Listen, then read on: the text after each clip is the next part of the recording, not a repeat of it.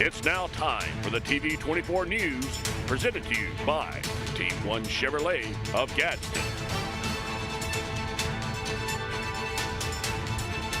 Thank you for tuning in to the TV 24 News. I'm Courtney Linam. Here's your news for Tuesday, April 2nd, 2024. A solar eclipse is on the horizon for a portion of the United States. On April 8th, the moon will cast its shadow over the sun, with Alabama experiencing about 84% coverage. The eclipse will begin at 12:40 p.m. and end at 3:17 p.m., hitting peak coverage in Alabama at 1:59 p.m. The last total solar eclipse in the United States was in August 2017, but this one will last longer with a totality for 4 minutes and 28 seconds. The best viewing spots will be in Mexico, but Texas, Arkansas, and Kentucky will come close to full coverage. Remember, never look directly at the sun. Use solar-safe glasses with an ISO of 12312-2 or welding glasses rated at 13 or 14. Alabama lawmakers return to the State House this week with a dual focus: reviving the workforce and tackling gambling legislation. Prior to spring break, bipartisan efforts were announced to enhance workforce participation. The Working for Alabama package aims to address barriers like childcare and transportation, with incentives for businesses and tax credits for families. Additionally, it includes measures to support students' education and career pathways beyond college. Lawmakers express confidence in passing these bills. On the gambling front, there's significant debate. Governor Kay Ivey proposes legalizing limited forms of gambling, including a lottery, and cracking down on illegal gambling. However, the House and Senate have different views on specifics. The House supports sports betting and casinos with table games, while the Senate leans towards more limited options. This week may see continued deliberations on this divisive issue. Any changes in gambling legislation would require approval from both lawmakers and Alabama voters. Now let's go check in on our business spotlight, brought to you by Second Chance Inc. Hey, my name is Chriselle Smith. I am with Second Chance Inc. We are a nonprofit organization who provides services to victims of domestic violence. Those things include an emergency shelter, permanent housing, court and legal advocacy, individual counseling, documentation replacement, and just a plethora of other services. We do also have a 24/7 crisis line. We provide those services to people in the Calhoun, Talladega, Cleburne, and Etowah County area. We would like to invite you out to participate in our charity night, which is in conjunction with Coldwater Mountain Brew Pub and 95.1 The Mountain. That is going on tomorrow night, starting at 6 o'clock. There will be some really fun raffles that you have a chance to win. Those are $10 each, and you can win everything from a $50 gift card to Suck It Up, a cooking class there at Coldwater with the famous Brett Jenkins, a couple rounds of golf, both at Cider Ridge and Pine Hill, and some goodie bags from great local venues like Sinclair Social and Back 40 over in Gadsden. There's even a one-night stay there at the Hampton Inn. So there is something for everyone there. So we just invite you to come out and participate in that charity night. All the proceeds from those raffle will go to us at Second Chance to help continue those services. Also, we have our second annual gala, which is coming up here May the 10th. That will be happening from 6 to 10 at Longleaf Botanical Gardens, which is up there by the Anniston Museum of Natural History. Again, that's Friday, May the 10th. Tickets are on sale for that. They are $50 a piece and include a wonderful meal from Hubbard's as well as entertainment for the night. We also still have some sponsorships available for that Giddy Up Gala, and those range anywhere from $100 to $1,000. So if you have any questions, please give us a call at Second Chance at 256-236-7381. In a move to revitalize historic downtown Oxford, officials have announced the demolition of several unsafe buildings. The decision, though bittersweet, is deemed necessary for planned enhancements, including the construction of an Alabama Children's Museum and mixed-use commercial development. Hunter Gentry, HMSO Director, emphasized the importance of preserving the area's history while acknowledging the risk posed by deteriorating buildings. Mayor Altencraft hailed this as a pivotal moment for community revitalization.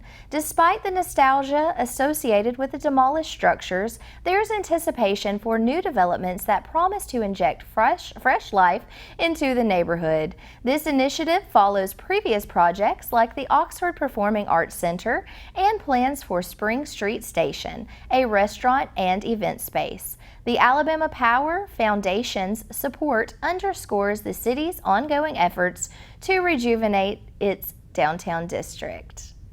That's it for the news today. Please stay tuned when we check in with the local area weather with Lacey Clontz.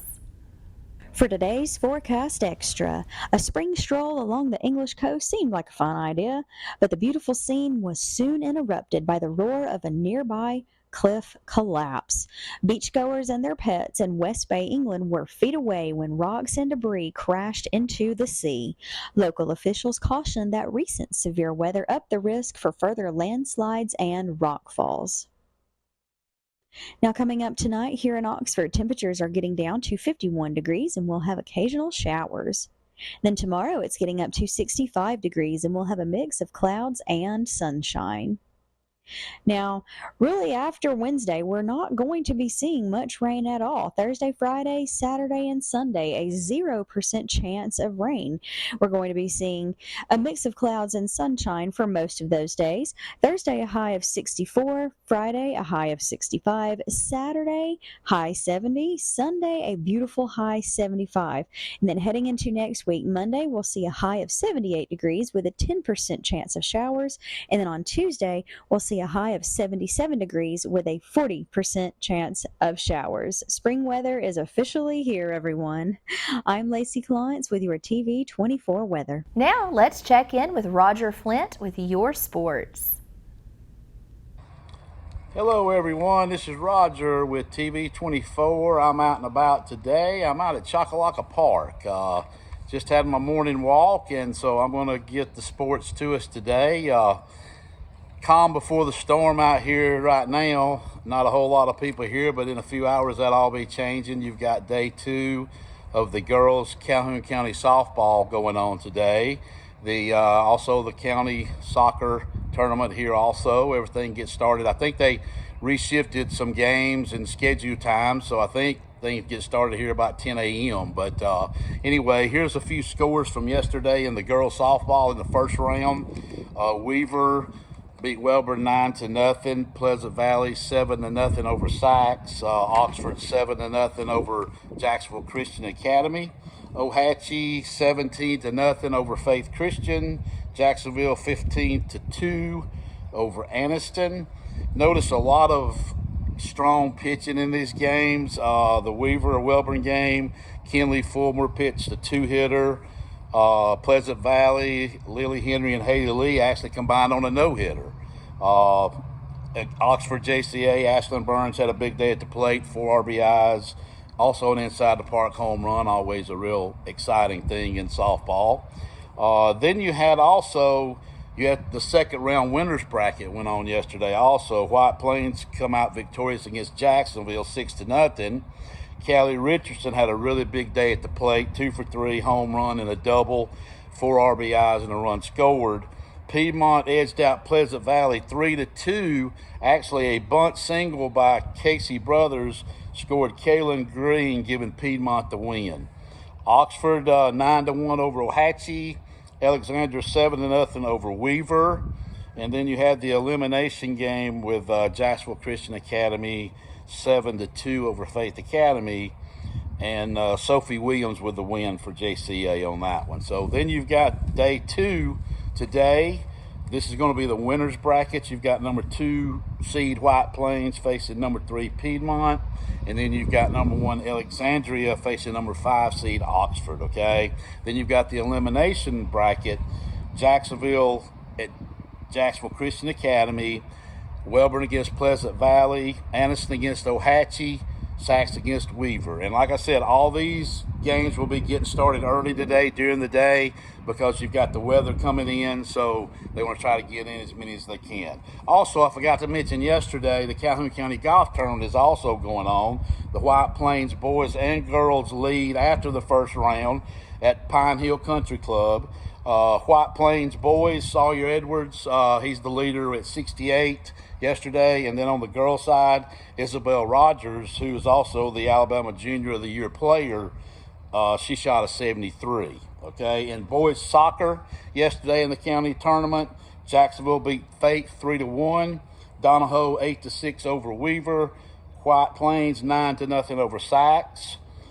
In girls, Sax defeated number 7 Faith 7-1. Number 3 seed Jacksonville beat White Plains 9-0, and Oxford beat Weaver 6-0, and that will continue also today. Okay. Now turning to the NCAA basketball championship. Did anyone watch that last night? LSU against Iowa. Caitlin Clark, oh my gosh, what a great player she is. First time I've had a chance to see her play an entire game. She is as advertised. She had 41 points last night, 9 3-pointers, I think. Iowa defeated LSU 94-87. They will now face UConn in the Final Four. They beat USC 80-73. The other side was already set with South Carolina, North Carolina State. This will go on Thursday, the Final Four in the women's basketball championship. Check it out, guys. It's been a long time since I've watched girls basketball. The talent level is unbelievable now. Check it out. Check out this Caitlin Clark girl. Angel Reese played for LSU. They're out now, but she's a great basketball player too. It was a joy watching her. So check that out the next few days, okay? And then finally, the Braves got a big win yesterday, 9-0 over the White Sox. They're in Chicago for 3 games. Charlie Morton Strong, 5.2 innings, got the win. Austin Riley hit his first home run of the year. Acuna and Ozzie Albies big days also. They faced the White Sox tonight. I think Ronaldo Lopez will be the starter for the Braves, their 5th starter.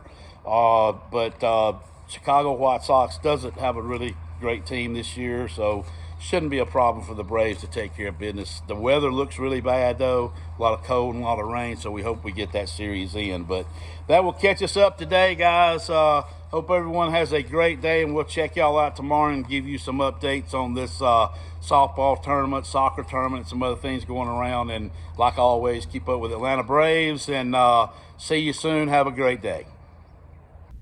Thank you for tuning in to the TV24 News. We appreciate you for watching. Wishing you a great evening, and we will see you back here tomorrow.